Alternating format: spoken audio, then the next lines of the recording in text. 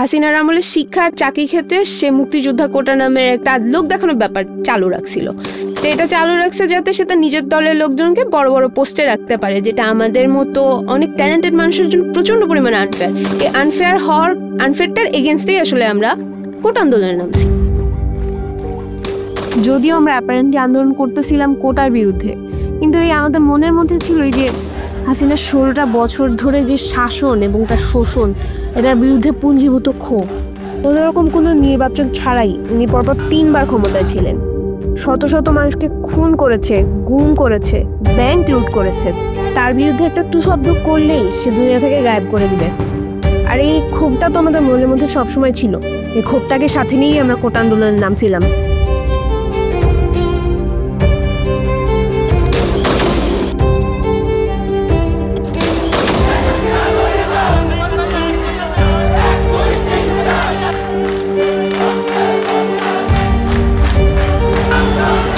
আমাদের দমাইতে শেখ হাসিনা তার সর্বশক্তি প্রয়োগ করছে। হাসিনার সরকার আন্দোলন প্রায় দমন করে ফেলে অবস্থা। প্রধানমন্ত্রী শেখ হাসিনা কোটা রাখবেন না কোটা রাখবেন না। মুক্তিযুদ্ধের বিরুদ্ধে এত ক্ষোভ কেন? তাহলে কি রাজাকারের নাতিপুতিরা পাবে? তখনই আমরা ছাত্রীরা আমরা রাস্তায় নামছি, বিভিন্ন হল এর গেট ভেঙে আমরা সবাই রাস্তায় নেমে আন্দোলন করছি। The whole paradigm shifted. আমরা আন্দোলনকে নতুন রাস্তা দেখাইছি। আমাদের রক্ত গরম হয়ে গেছে, আমাদের কান গরম হয়ে গেছে। আমাদেরকে যে রাজাকার ট্যাগ দিছিল না, আমরা ন্যারেটিভটাই চেঞ্জ করে দিছি। এই মহিলা কিভাবে বলে, সে দেশের প্রধানমন্ত্রী হয়ে এই কথা কি করে বলে? সে নিজেকে কি মনে করছে? সে ক্যাম্পাসে বিজিবি, পুলিশ, টোকাই, ছাত্রলীগ সব নামাইছে। এই যে 20 দিনের মধ্যে ব্রুটালি সে হাজারেরও বেশি ছাত্র জনতাকে তাদের তাজা প্রাণ খুন করেছে। এটা তো ম্যাস কিলিং, তাই না? ওই কলেজের একটা মেয়ের আমি ভিডিও দেখলাম যে মাথার এদিকটা দেখা যাচ্ছে ওকে কোলে করে নিয়ে যাওয়া হচ্ছে বা আঁকড়ে ধরে রাখা হয়েছে, কিছু একটা নাই, হলো এদিকটা আঘাত আর ঝরঝর করে রক্ত পড়তেছে। আমি এভাবে কখনো রক্ত পড়তে দেখি নাই।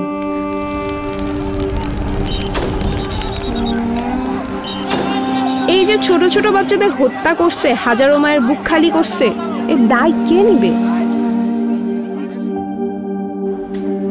নাইমাকে হারিয়ে নাইমার ছোট ভাই তাসপিয়া, বড় বোন, 2 ভাই বোন অসুস্থ, মানে একদম পুরো অসুস্থ। খাটের উপরে হাত উপরে দিও না, পা নাড়াইও না, মানে মানসিক এতটাই অসুস্থ, আমরা হাত পা নাড়াইতে পারতাম না। বলে গুলি আসে।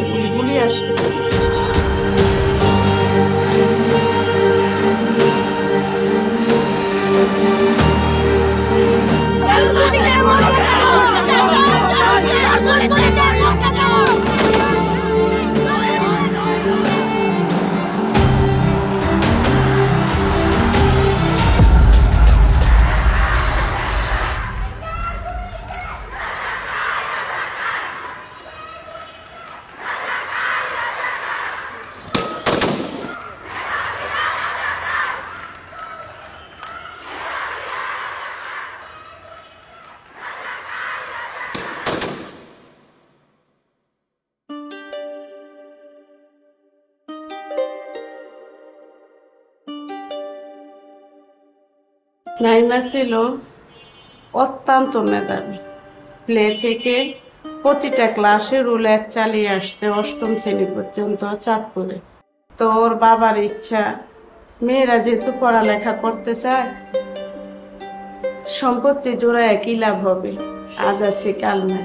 আসল সম্পদ হচ্ছে আমার ছেলে মেয়ে যদি মানুষের মতো মানুষ হয়, এটাই আমাদের সম্পদ। নাইমাকে অনেক সাজুগুজু করতে। হ্যাঁ, ও সবসময় মেহেদি দিত, অনেক সাজুগুজু করত। আর একটা ভিডিও আছে কোথায়, এই যে নাইমা, এই যে বাজি ঈদে আনন্দ করতেছে, বাজি ফুটে। এই জীবনের প্রথম আমরা ঈদে কোনো কিছু নেই।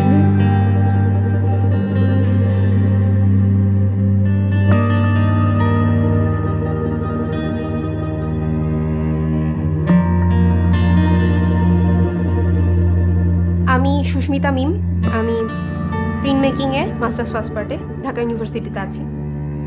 আমরা শাহবাগে যখন শান্তিপূর্ণভাবে বসছি, আমাদের দাবিতে আমরা জানাইছি, তখন পুলিশ এসে আমাদের মেরেছে, আমাদের বন্ধুদের গায়ে হাত তুলেছে, মেয়ে বন্ধুদের গায়ে হাত তুলেছে, তারা গুলি করেছে আমাদের ক্যাম্পাসে। তাদের সাহস কী করে হয়েছে? তারা এতখানি অ্যাগ্রেসিভ আচরণ করেছে, এটা শেখ হাসিনার নির্দেশ ছাড়া তো সম্ভব না।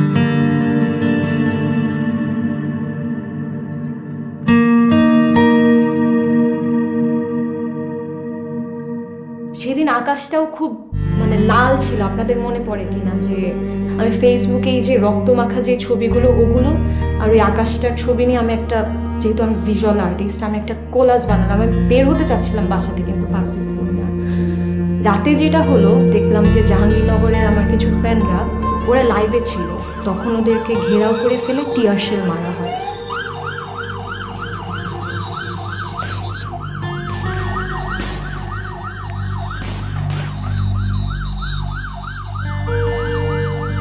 এখনো মানে গায়ে কাটা দিচ্ছে যে আমার বন্ধুদের আমি দেখতেছি যে ওরা কাঁদতেছে, ওরা বলছে আগুন কোথায়, আগুন কোথায়।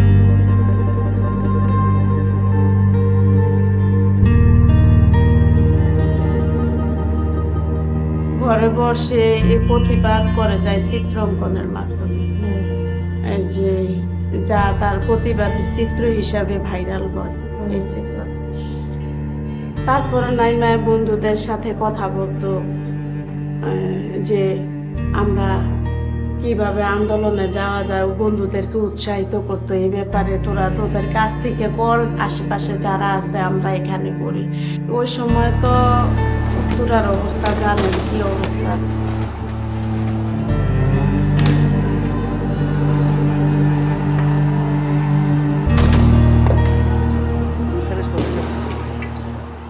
মেয়েটা শুয়ে শুয়ে বলতেছে, মা তুমি এত ভয় পাও কেন? আন্দোলনে যাওয়ার কথা বললে কালকে মাইলস্টোন খোলা, সম্ভবত যদি মাইলস্টোন থেকে মিছিল যায় আমাকে আর তুমি আটকিয়ে রাখতে পারবে না, আমি কলেজ থেকে চলে যাব, তুমি মনে কষ্ট নিও না।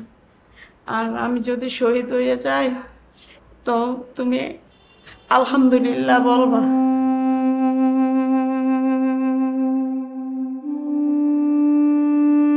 আর কষ্ট থেকে বড় কথা হচ্ছে যে রাগটা, এখন কিছু করতে হবে।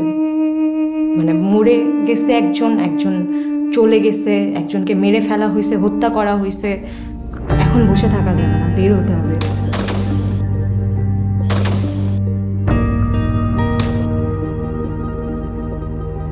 আমি পাঠশালায় পড়ি। পাঠশালা ড্রিকের কিছু মানুষের সাথে, বন্ধু সহযোদ্ধাদের সাথে রাজু ভাস্কর্যে যাই। রাজু ভাস্কর্যে গিয়ে দেখলাম যে আওয়ামী লীগের মানুষজন জড়ো হচ্ছে, জগন্নাথ আওয়ামী লীগ, ঢাকার বাহির থেকে আরও আওয়ামী লীগ, বিভিন্ন ইউনিভার্সিটির আওয়ামী লীগ, ছাত্রলীগের ছেলেপেলেরা আসতেছে। ওদের হাতে একটা রডের মতো, ওইটা নিয়ে ওরা খুব প্রাউডলি হেলমেট পরে রাজু ভাস্কর্যের সামনে দাঁড়িয়ে সেলফি তুলতেছে।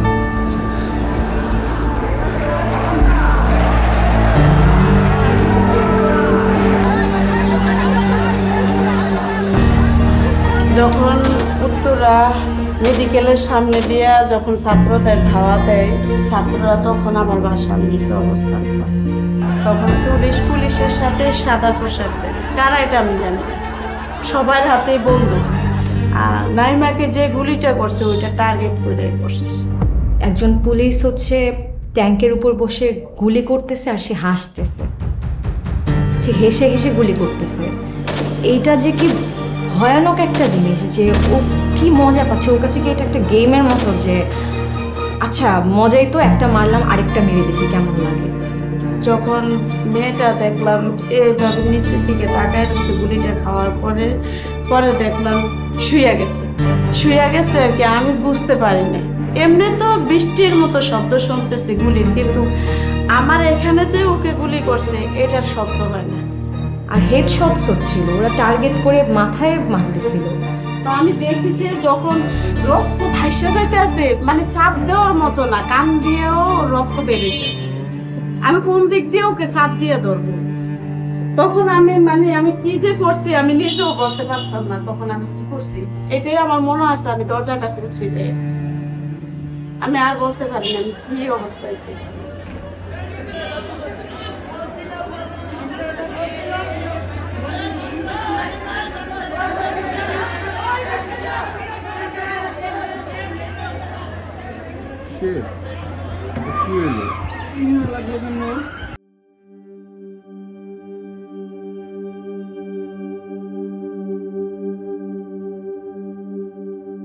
নিজ বাসার বারান্দায় যদি গুলি খেতে হয় তাহলে আমাদের দেশের নিরাপত্তা কোথায় শিশুদের?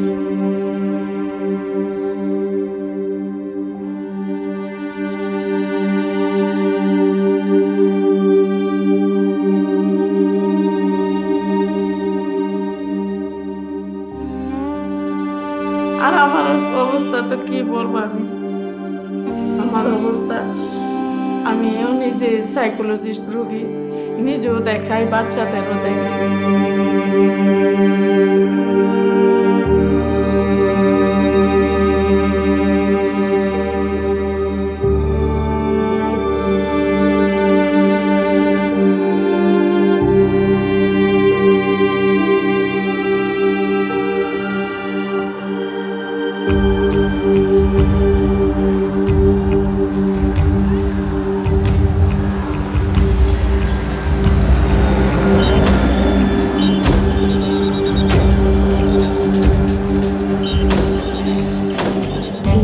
যখন আমরা আবার ফেরত পেলাম অল্প কিছু সময়ের জন্য, তখন আমরা সবাই বলতেছিলাম এখন সবাই দেখে ফেলছে, কেউ বাসায় থাকবে না, কেউ বাসায় থাকবে না, এখন কোনো ন্যারেটিভই বানাতে পারবে না। যত মিথ্যা কথাই বলুক যে ডেটা সেন্টার পুড়ে গেছে, মেট্রো এই হয়েছে সেই হয়েছে, হ্যান হয়েছে ত্যান হয়েছে, এত নাটক কেউ বিশ্বাস করবে না, সবাই দেখে ফেলতেছে প্রুফ।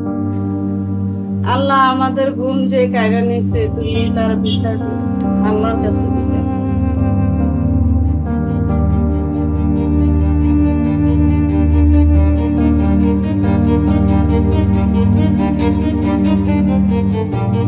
আমরা মেয়েরা করলাম, আমরা ছেলেগুলোকে ভেতরে রাখলাম, আমরা সামনে আগায় আসছি এই কারণে যাতে ওরা অন্তত মনে করে সামনে মেয়েরা আছে, মেয়েদের দেখে অন্তত ওরা গায়ে হাত তুলতে বা গুলি করার ব্যাপারে বা যেটাই বলেন ভায়োলেন্ট হয়ে যাওয়ার ব্যাপারটায় তারা যেন একটু অন্তত দুইবার চিন্তা করতে পারে।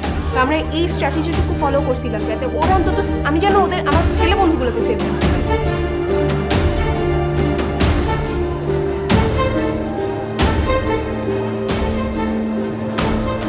পুলিশরা দাঁড়ানো বেগম রোকেয়া হলের দিকে, স্টুডেন্টদের যেতে দিল, দলটাকে যেতে দিল। পেছন দিক থেকে পুলিশের আরেকটা বা বিজিবি পুলিশ সহ আরেকটা ফোর্স হচ্ছে গেল, স্টুডেন্টদের স্যান্ডউইচ করে এরপর টিয়ার শেল মারলো ওখানে। ওইটা আমার জন্য খুবই, আমার বুকে লাগছে জিনিসটা। তখন আমাদের দুজন নারী মানবাধিকার কর্মী আর আমাদের ফটোগ্রাফার একজন আপা, ওনারা তখন পুলিশদের বললেন যে আপনারা কতটা নির্লজ্জ হতে পারেন যে এমন নিরস্ত্র বাচ্চাদের গায়ে আপনারা হাত তুলতে পারতেন, পুলিশদেরকে বলতেছিল। এরপর পুলিশটা যেটা করলো, হাসা শুরু করলো, হা এভাবে বলে। এরপর ওনারা আমাদের ভিডিও করা শুরু করছে। এরপর আমরা বললাম যে ছবি তুলবেন, ভিডিও করবেন, আরও কাছে আসেন। একটা ভয় থাকার কথা যে আমাদের ছবি তুলে নিয়ে যাচ্ছে, আমাদেরকে পরে ধরে নিয়ে যেতে পারে, বাসা থেকে নিয়ে যেতে পারে, কারণ আপারা তো নোন ফেস, আমি হয়তো এতটা নোন ফেস না হতে পারি, কিন্তু ওনাদের বুক ভর্তি সাহস, ওনারা এসব তোয়াক্কাই করেনি।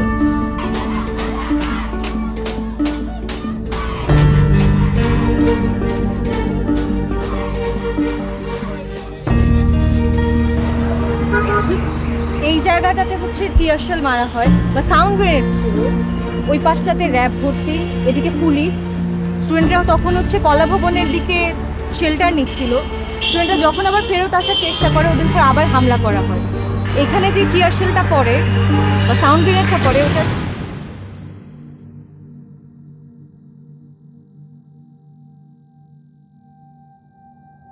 তখন আমার কান বন্ধ হয়ে যায় আর মানুষজন সাথে সাথে ছোটাছুটি শুরু করে। তখন আমি গিয়ে এই স্তম্ভের এখানটাতে আমি একটু শেল্টার নেওয়ার চেষ্টা করি, এখানে আমি কিছুক্ষণ দাঁড়াই। দাঁড়িয়ে আশেপাশে একটু স্ক্যান করি যে আমার পরিচিত কি কেউ আছে কি না। আমি জানি না, আমার কাছে শক্তি ছিল আমার ক্যামেরাটা। আমি ফোন বের করে আমি ভিডিও করছি, ওই ভিডিওগুলো এখনও আছে আমার কাছে, যে আপনারা বলতেছেন। আমি যেহেতু ভয়েস লাউড করে বলতে পারতেছি না, আমার শক্তিটা হচ্ছে আমার ক্যামেরা। আমি ছবি ভিডিও, ওটা আমার শক্তি। আমি ওটা ক্যাপচার করি।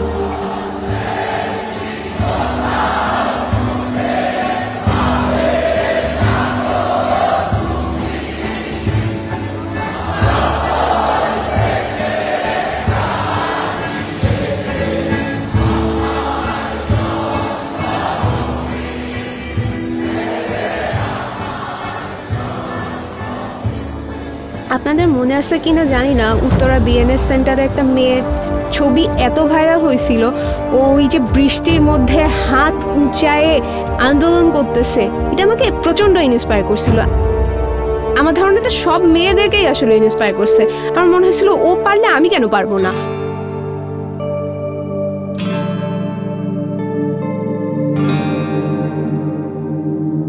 5 তারিখ সকালবেলা মানে ভোরবেলা উঠে আমি আমার বিছানাকে এমনভাবে গুছালাম যে দেখে মনে হয় যে আমি ঘুমাচ্ছি।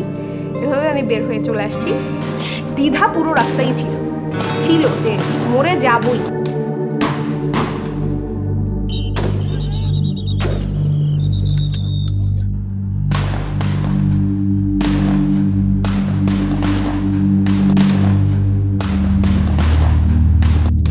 আবার একই সাথে এটাও ভেবে খুব ভাল লাগতেছিল, রাস্তায় ট্যাঙ্ক দেখতেছি কন্টিনিউয়াসলি, যেখানে সেখানে আর্মি দাঁড়াচ্ছে, সব ভেহিকেলগুলোকে আটকাচ্ছে ওরা।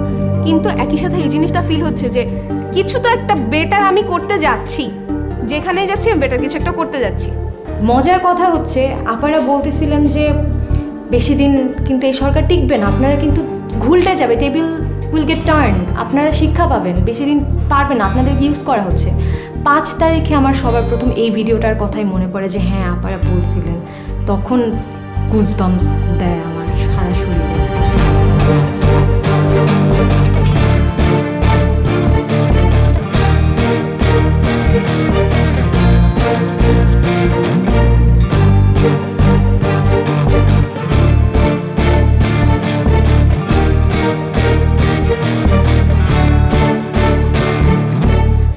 এরপর তো অনেক অরাজকতা হলো, ডাকাতি হচ্ছিল অনেক।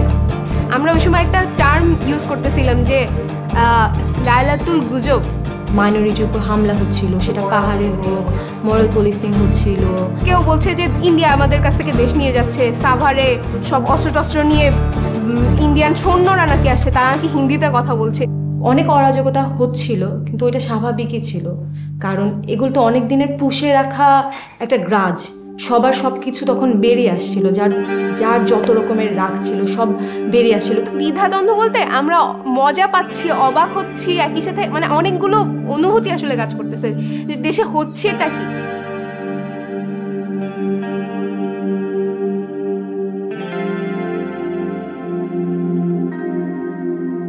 এই বিপ্লব কিন্তু কারো একার না, সবারই বিপ্লব। এই জন্য সবাই চাচ্ছে নিজের ভাগটা নিয়ে নিতে, যেটা অবশ্যই ভ্যালিড। সবাই নিজের যে অধিকার সেগুলোর জন্য রাস্তায় দাঁড়াচ্ছিল। সেখানে নতুন সরকার কি করবে? আমি আইন অনুযায়ী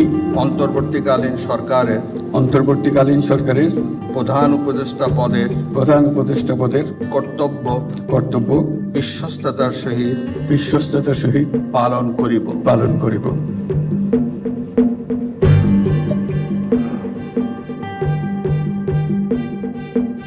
5 আগস্টের পরে একটা জিনিস খেয়াল করলাম, আমরা মেয়েরা আরো বেশি পলিটিক্যালি ইন্টেলিজেন্ট হয়ে গেছি।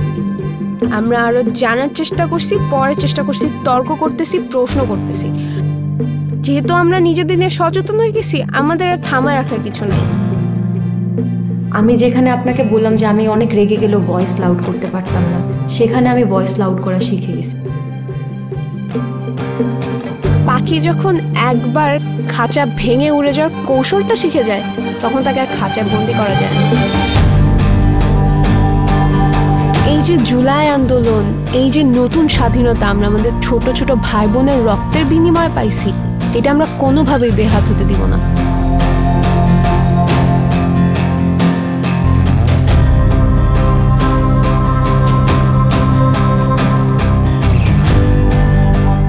দেখেন নাই মোহাম্মদপুরে মোরারপুর সিং এর সময় কি হয়েছে?